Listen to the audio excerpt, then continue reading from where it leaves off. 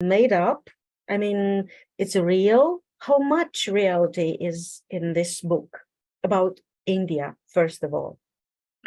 No, I mean, it's not really made up. It's all, I mean, I can't say it's all real, because there are some stories, and the way it's plotted, of course, is it's, you know, some of the things are fictional, but the reality, I wanted to set it in as much of a social reality as I could. I mean, that was my intention always, to write a novel that talked about corruption, because that is the story of India, of my country, you know, and power and politics, and how power distorts, and specifically about the last 30 years, I'd say, which was India's transition from a socialist economy in the 90s to a neoliberal capitalist one, and the sort of changes it produced in people, in society, in the economic changes, the cultural changes, the way people's values changed, the pursuit of money, of a materialistic life, all of these things. I wanted, and also caste, of course, and all the problems that persist in India with class and caste discrimination, the relationship between mafia and politics, which I wanted to show. And that is also all basically real. So the challenge for me was to use the scaffolding of a propulsive thriller-like novel, but within that to communicate essential truths about the country. So there's always an intention, and whether you succeed in communicating what you want is always something that, you always think, I could have done this, or I could have done that. But yeah, that was the intention. I felt that the world there is very cruel. I mean, the life is very hard, isn't it? It's hard, and it's very cruel for people who are born, in like lower castes, lower classes, in maybe more disadvantaged states, in rural areas. It's callous. It's very callous, and often very corrupt. And yeah, it's cruel and violent. But also there are moments when of great kindness and warmth and humility. So you have this kind of interdependence. But really, if in India, it's really an idea of like your status when you are born often determines the life you're going to lead. Really? Neda. Yes. The journalist. Neda, yes. Is you?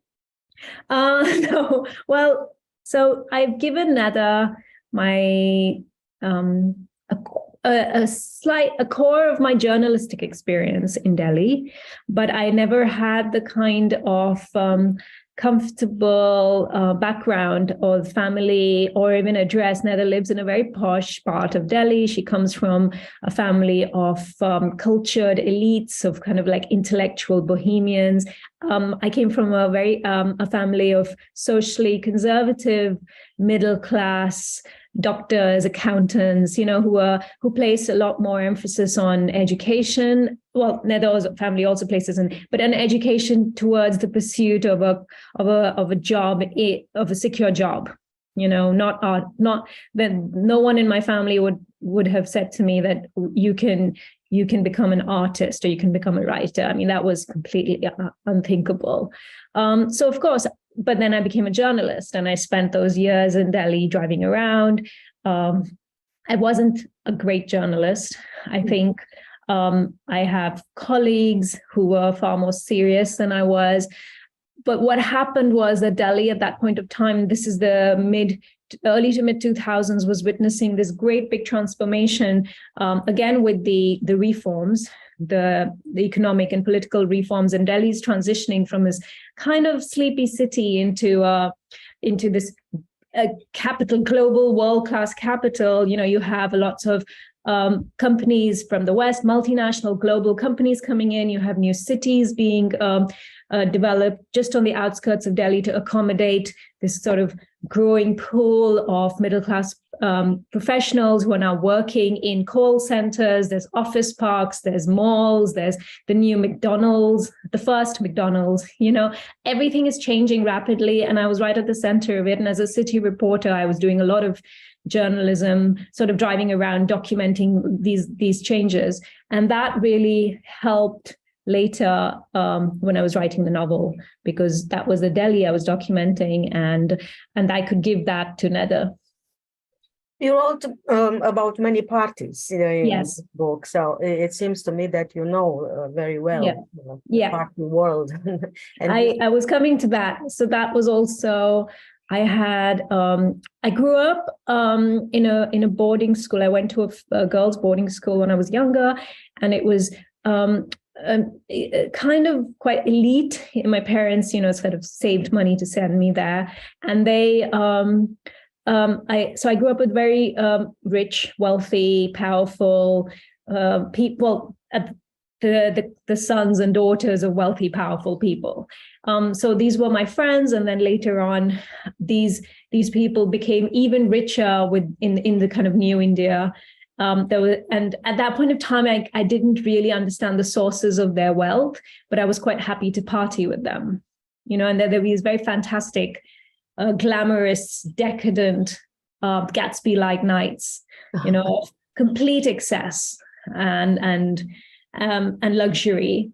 And I, was there, sort of watching everything, participating, but always as an outsider, because, I was never part of that set, but I was accepted. So, and that again could fed into the writing, and it was at these parties where I used to watch these young men like Ajay serving everyone, being completely invisible to everyone else, but so in tune to what everyone wanted. They were there to make sure you were never left without a drink in your hand or a spillage, just making sure you knew even before you knew what you wanted, they were there to make sure. And then I always wondered about their lives. What's going on? Where do they come from?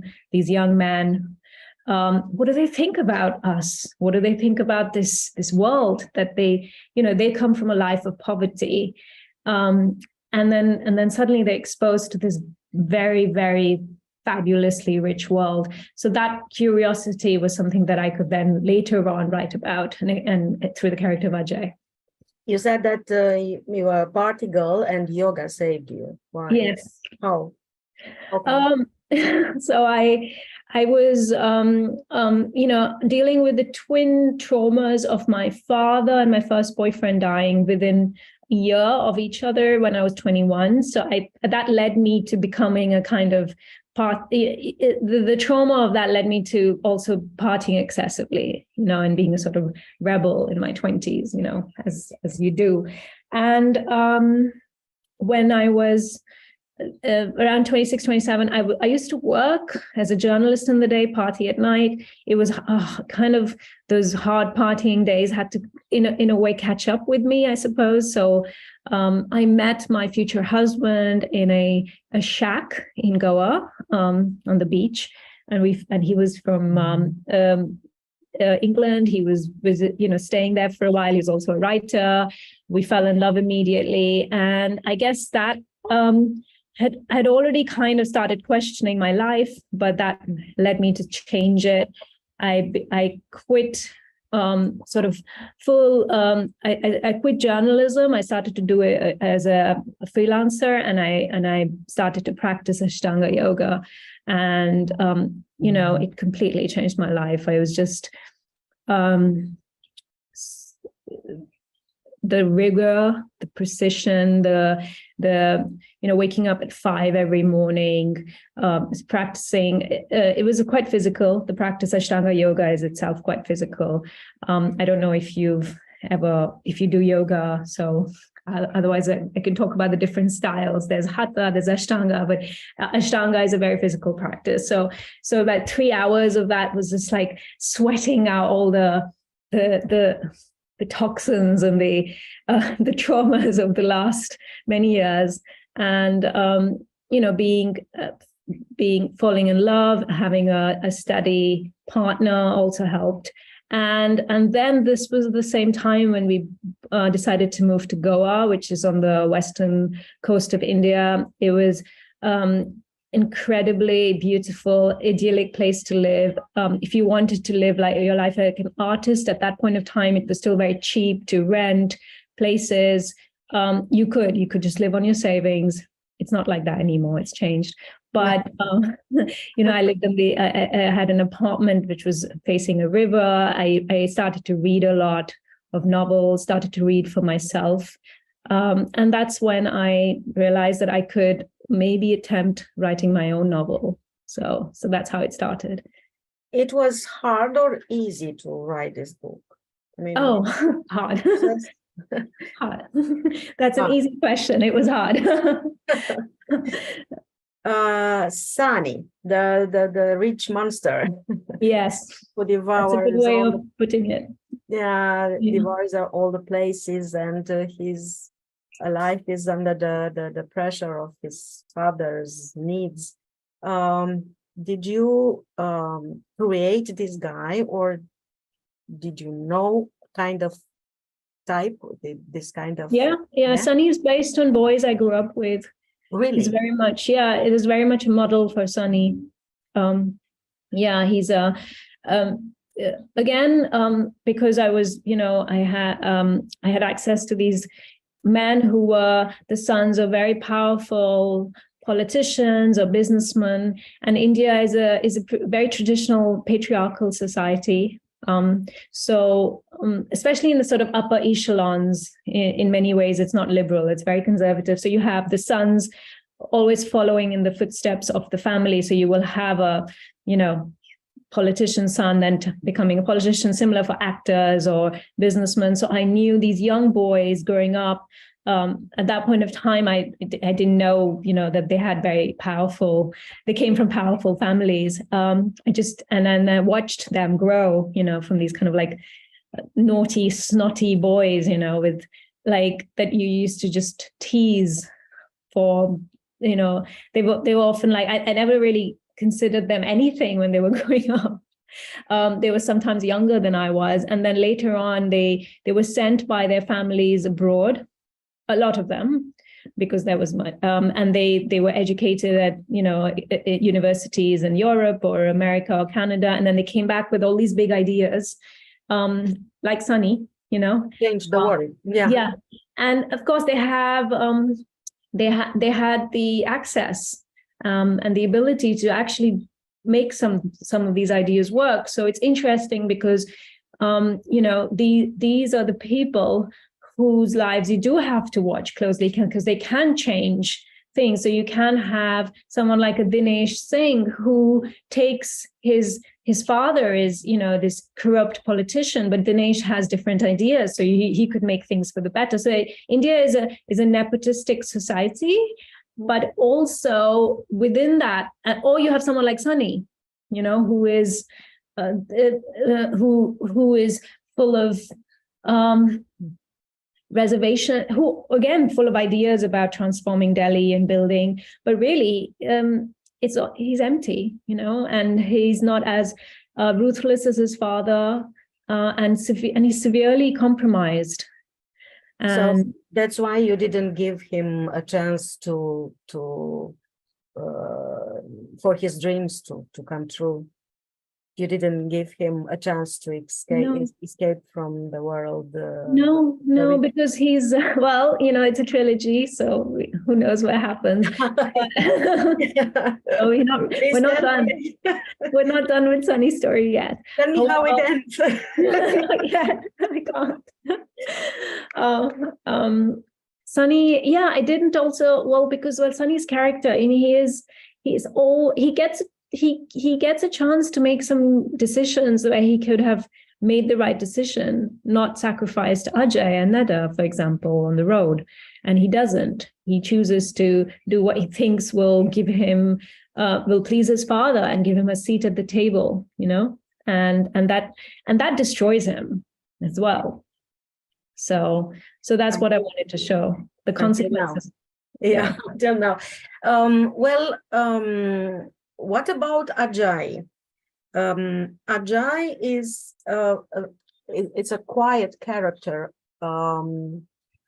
You cannot understand him for 200 or 300 pages. I mean, it's a quiet guy.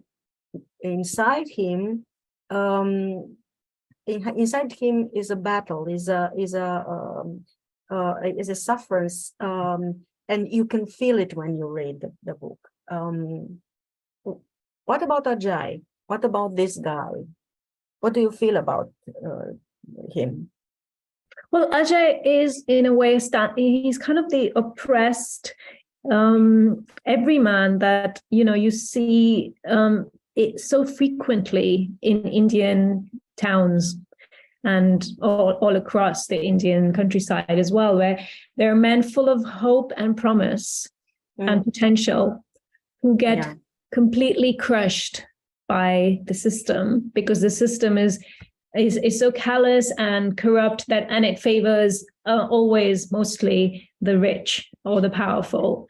So Ajay is one of those boys who who could have, you know, in a different society grown up to be a very incredible, accomplished person. He's gentle and kind when we meet him. He's good at what he does as well. You know, he's good as a farmhand. Then he starts to work in the cafe. He's diligent. He's hardworking.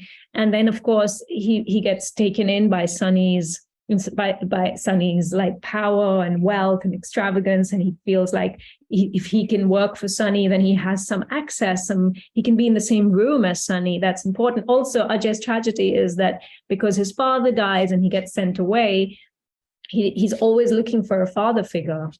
You know, he's always, so that's specifically like, and that's his downfall as well, because he trusts in Sunny so completely that Sunny can take advantage of that. And they have this very asymmetrical relationship where Sunny doesn't even care about him, and Ajay is basically obsessed with Sunny. And that I see as well a lot in India, where you have these kind of like asymmetrical power relationships between masters and servants, which is, again, something I wanted to explore.